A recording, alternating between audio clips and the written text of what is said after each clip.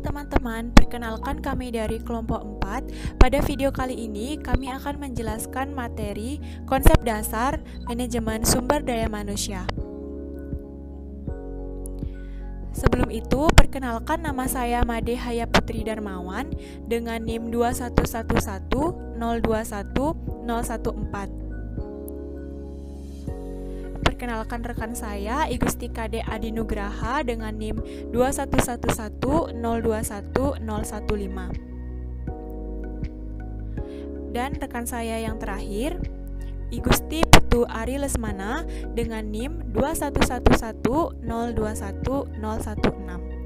Kita akan masuk langsung ke penjelasannya. Untuk topik yang pertama, kita akan membahas mengenai pengertian manajemen sumber daya manusia. Nah, manajemen sumber daya manusia terbentuk dari dua kata utama, yaitu manajemen dan sumber daya manusia. Untuk kata pertama, yaitu manajemen, berasal dari akar kata to manage, yang artinya mengelola, mengurus, dan mengatur. Sedangkan untuk kata sumber daya manusia memiliki arti setiap orang yang berperan aktif dalam suatu organisasi ataupun suatu instansi. Baik teman-teman, perlu kita ketahui bahwa sumber daya manusia termasuk aspek yang sangat penting dalam keberhasilan tujuan suatu organisasi ataupun suatu instansi. Mengapa demikian? Karena pada dasarnya manusialah yang nantinya akan menjalankan program suatu organisasi ataupun suatu instansi. Sedangkan untuk sumber daya non-manusia hanya akan menjadi faktor pendukung dalam kinerja dari sumber daya manusia itu sendiri.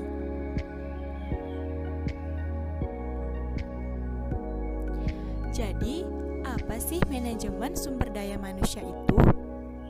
Nah, manajemen sumber daya manusia merupakan pengelolaan, perencanaan, maupun pengaturan suatu sumber daya manusia dalam suatu organisasi ataupun suatu instansi.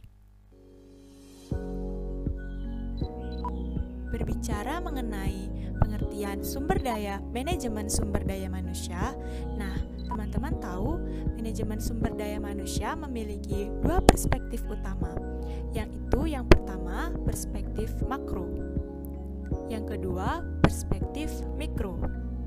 Mari kita bahas satu persatu.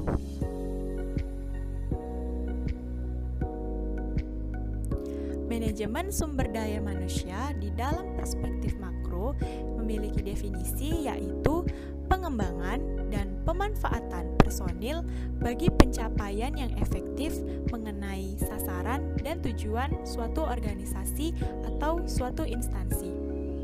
Dan bahan kajian utama dalam manajemen sumber daya manusia di perspektif makro ini adalah pengembangan dan juga pemanfaatan sumber daya manusia. Selanjutnya, manajemen sumber daya manusia dalam perspektif mikro. Seperti menurut Edwin B. Filippo yang dikutip oleh Handoko, yakni perencanaan, pengorganisasian, pengarahan, pengawasan, pengembangan, pemberian kompensasi, pengintegrasian, pemeliharaan sumber daya manusia agar tercapainya tujuan suatu organisasi dan suatu instansi. Teman-teman, sebenarnya manajemen sumber daya manusia dalam definisinya di perspektif mikro itu sama saja dengan manajemen personalia. Baik, untuk materi selanjutnya akan dijelaskan oleh rekan saya. Baik, terima kasih atas waktunya. Perkenalkan, nama saya I Gusti Kade Adi Nugraha dengan NIM 211021015. Sekarang saya akan melanjutkan materi yang sudah dijelaskan oleh rekan saya. Dan materi yang selanjutnya yaitu ruang lingkup manajemen sumber daya manusia. Ruang lingkup manajemen sumber daya manusia mencakup semua aktivitas-aktivitas yang berhubungan dengan sumber daya manusia dalam organisasi. Aktivitas yang berkaitan secara umum mencakup: pertama, rancangan organisasi. Yang kedua, yaitu staffing. Yang ketiga, sistem reward, tunjangan-tunjangan, dan pematuhan. Yang keempat, manajemen performasi. Yang kelima, pengembangan pekerja dan organisasi. Yang keenam, yaitu komunikasi dan hubungan masyarakat. Ruang lingkup manajemen sumber daya manusia juga merupakan suatu proses sistemik guna mencapai perubahan yang diinginkan dalam proses karyawan dengan melibatkan hal sebagai berikut. Yang pertama yaitu Human Resource Planning. Human Resource Planning yakni perencanaan sumber daya manusia yang dibutuhkan organisasi atau perusahaan. Dan yang kedua adalah Job Analysis. Job Analysis yakni menganalisa dan menjelaskan secara rinci mengenai masing-masing pekerjaan atau jabatan dalam perusahaan atau organisasi. Dan yang ketiga yaitu Recruitment and Selection. Recruitment and Selection yakni perekrutan dan penyeleksian karyawan yang dibutuhkan sesuai dengan syarat, sistem, tata cara, dan proses yang ditentukan. Yang keempat adalah Orientation and Induction. Orientation and Induction yakni memperkenalkan perusahaan, budaya, nilai, dan etika kerja. Yang kelima yaitu Performance Appraisal. Performance Appraisal yakni penilaian prestasi dan kinerja karyawan guna melakukan promosi, demosi, transfer, dan pemberhentian kerja. Yang keenam yaitu Compensation Planning and Remuneration. Compensation Planning and Remuneration yakni perencanaan dan pemberian kompensasi pada karyawan. Yang ketujuh yaitu Motivation, Welfare, Healthy, and Safety. Motivation, Welfare, Healthy, and Safety yakni memotivasi, memperhatikan kesejahteraan, kesehatan, dan juga keselamatan karyawan. Dan yang terakhir adalah Industrial Relation. Industrial Relation yakni menjaga hubungan dan komunikasi dengan serikat pekerja. Dan materi yang selanjutnya adalah kecenderungan manajemen sumber daya manusia. Manajemen sumber daya manusia terus berkembang sejalan dengan kemajuan dan tantangan zamannya.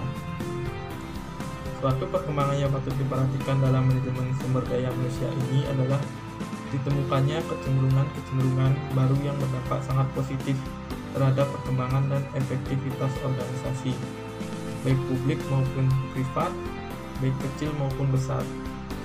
Di Amerika Serikat sendiri ditemukan tren atau kecenderungan utama.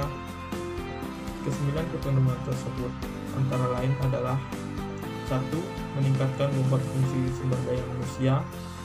Yang kedua, perubahan ke arah pengawasan dan kebijaksanaan yang tersentralisasi dan pelaksanaan terdesentralisasi. Yang ketiga, yaitu pengembangan manajemen yang meningkat. Yang keempat, peningkatan otomatisasi dan pengembangan sistem informasi sumber daya manusia. Yang kelima, yaitu integrasi program sumber daya manusia.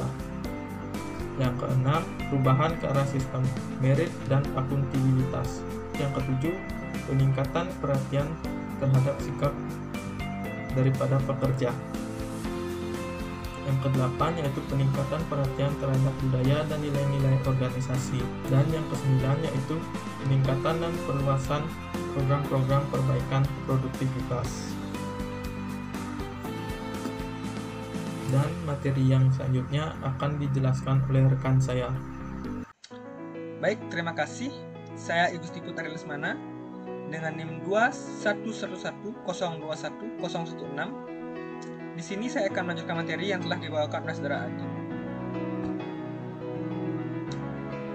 Perkembangan manajemen sumber daya manusia. Perkembangan manajemen sumber daya manusia diawali dengan lahirnya gerakan manajemen ilmiah yang dimulai oleh Frederick W. Taylor dari Amerika dan Henry Fayol dari Prancis. Mereka mendirikan perusahaan-perusahaan besar yang bergerak di berbagai sektor, terutama di bidang perekonomian, pertambangan, dan perdagangan.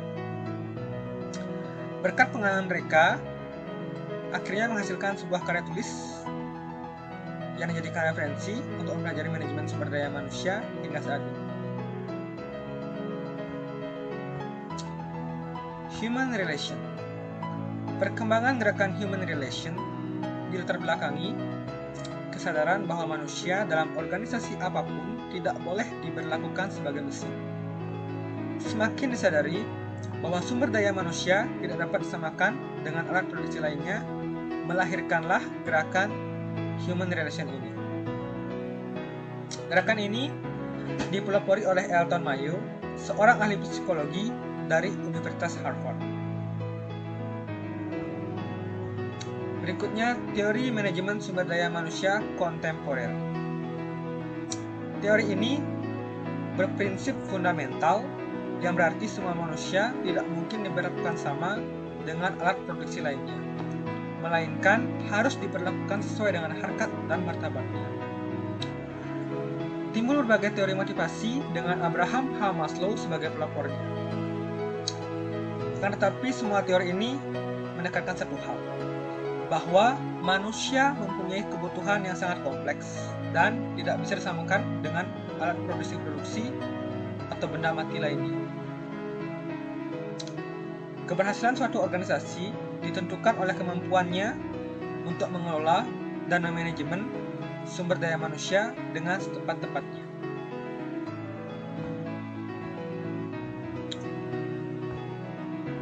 Berikut adalah daftar pustaka yang kami gunakan untuk membuat presentasi ini.